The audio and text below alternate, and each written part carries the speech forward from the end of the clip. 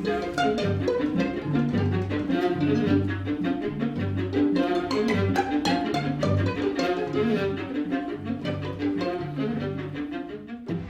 Deborah Curtis, and Gavin, my partner Gavin Turk, and I set up the House of Fairytales in 2006 to do great magical things with children and families.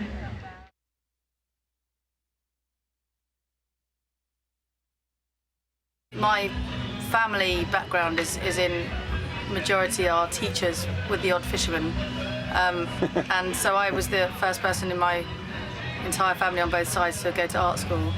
And I suppose my connection with the art world through also my relationship with Gavin, once we had children, I started to think about education and start thinking about the connections that we had and the experiences that we'd had, the amazing privileged experiences, and how some of that could be translated into a children's space, because I felt that there was a limited stimulus in the way that education is produced in mainstream education, not the fault of the amazing teachers out there or the amazing schools out there, but just through the demands of the curriculum and through through having to manage classrooms of children. And we did a project. We started a project. Well, we ran a creche in our house when our oldest two were small, and that was supposedly to get time off to do other things, but I found I would spend my entire time organising that. And it was a big warehouse in Shoreditch, and at the time there was a kind of creative community there of young artists and designers and architects and fashion people who had children, very young children, and they were all.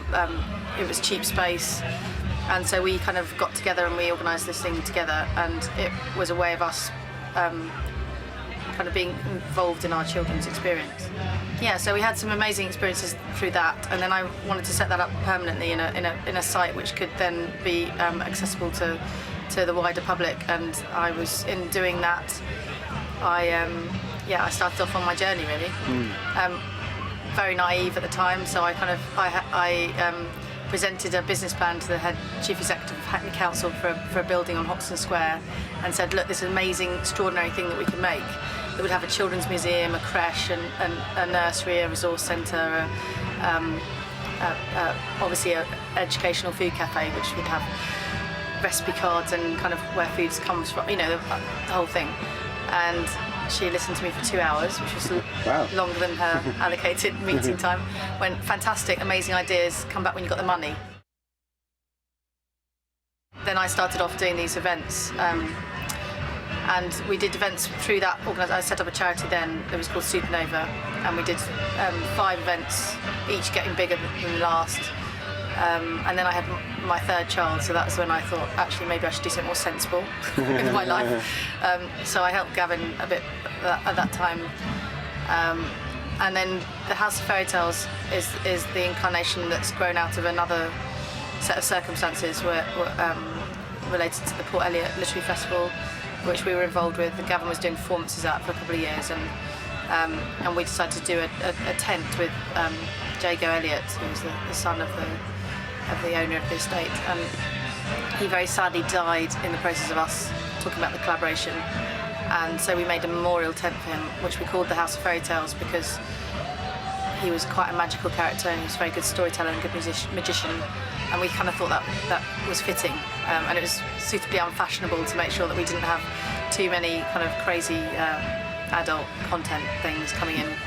And then it took off from there really. It reawoken my realisation that's what I love to do.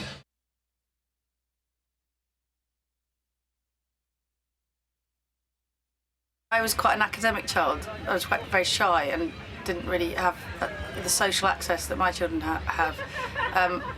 But I intuitively knew that what I had needed more as a child was a sort of an affirmation of the sense of play being an important part of learning. Because I think if you don't encourage that learning through play, children don't build a love of learning. They don't build a kind of sense of curiosity and exploring the world and exploring ideas and exploring things that they could do. Yes. And that leads to creativity, it leads to lateral thinking, it leads to a sort of sense of questioning things, Yes. turning things over. The nonsense goes a lot of kind of, topsy-turvy, nonsensical kind of turning things around and on its head, and it's quite a surreal side of the project, which I think is quite important, because it says there's no such thing as the right answer. There's no such thing as a kind of straightforward cliche.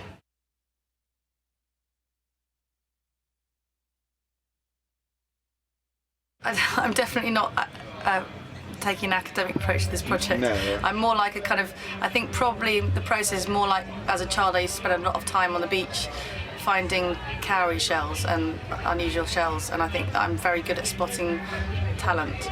Right. Oh, and I've got a very intuitive understanding of what makes a great teacher, and I've found some amazing people, extraordinary people who share my enthusiasm for childhood learning and play, and are playful people themselves. And I think I'm just very good at sort of spotting people.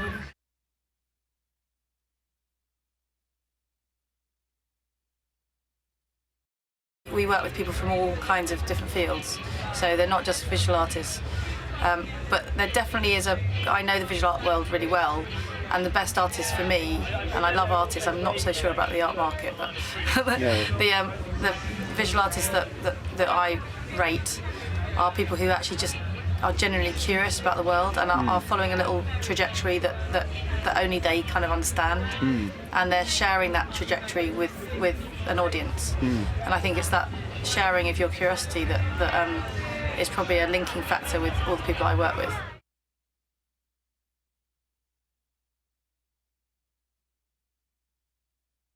This particular event is quite sort of has been quite conceived by Josh, who has been working on the candlelit matinee side of our. We have these different kinds of branches of things we do, and candlelit matinee started as a teenage orientated department, if you like. I think now a lot of the things are being delivered by young people, the younger artists, so it has that connection with what we were doing before. But I think he, for this one, is kind of riffing on the idea, because we knew we had one tent. He's riffing on the idea of an old theatre musical, kind of maybe an old studio, that kind of a sort of the film industry in its kind of purest form, and I suppose everything else is then departing from that. So we've got things around light and shadow and film and projections, and that are kind of all related to that theme. So it's kind of quite a tightly conceived conceit.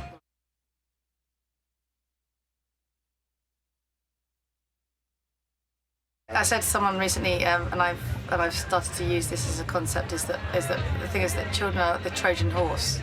So in order to change society, you start with the children. Yeah. And actually, we did this event in this National Trust property in Clumber Park in Nottinghamshire, which was just a standalone thing. It was just us. There wasn't any festival around it, and there was about 5,000 visitors that weekend, because it was a sunny weekend, and they all come from mining communities around Sheffield and Nottinghamshire.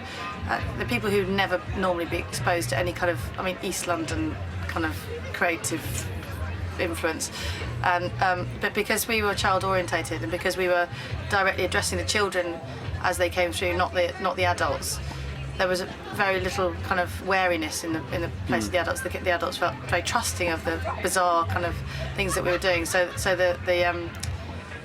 we had quite a few characters that were quite bizarre, but somehow it was all right because we were playing with the children. So it was like, I think the reason I've called it a travelling art circus, or certain aspects of what we do, a travelling art circus, is because the circus is traditionally something that comes into the village or the town, and everybody will go from all different kind of demographics, from all different cultures and classes, and and they'll bring their children, and everyone has a shared experience. And I suppose we're a travelling art circus because we're delivering this other thing, which is a little bit more complicated.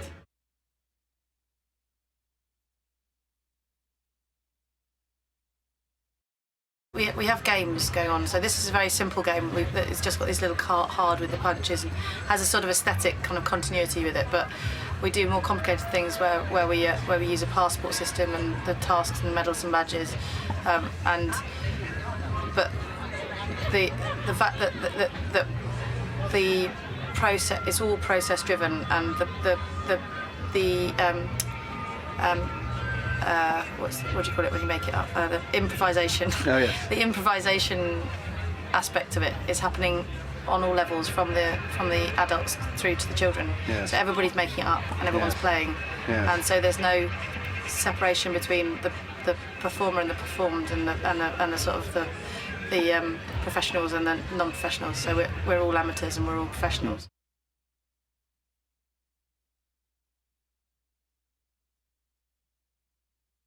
This one has been a real pleasure because it's the first one I haven't been involved in the setup ever. So I'm very impressed by the team that we're developing, who can kind of make it happen. I can just turn up. That's a pretty new thing for me. They've been wonderful, So, I have to but say. I noticed you've been doing your... It's very exhausting because there's a lot of stuff involved. There's a lot of props and a lot of... You know, it is stuff intensive because you need to create a magic environment and magic theatre, and one of the reason I've just been at a festival really thinking about the children area festivals, because we do a lot of festivals, and wondering what the difference is between what we do and what happens in the children area, because actually, you know, it's kind of has a lot of the same elements.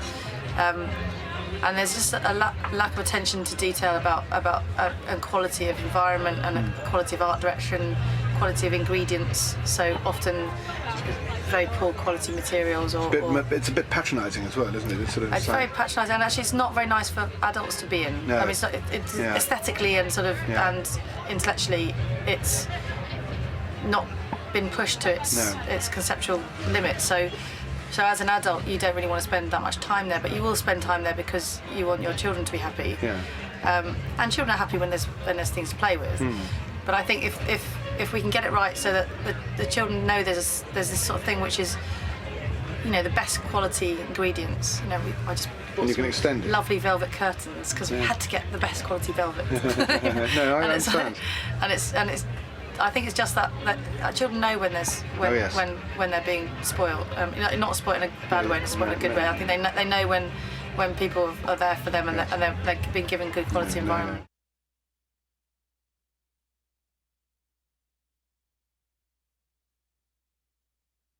I think that focus workshops is something that we would like to be able to develop in the future, where we can actually really get the best kind of quality engagement and learning out of the children. But in this situation, the most important thing is to open up the kind of the family actually to a new way of thinking and working and hanging out together. And I love it when.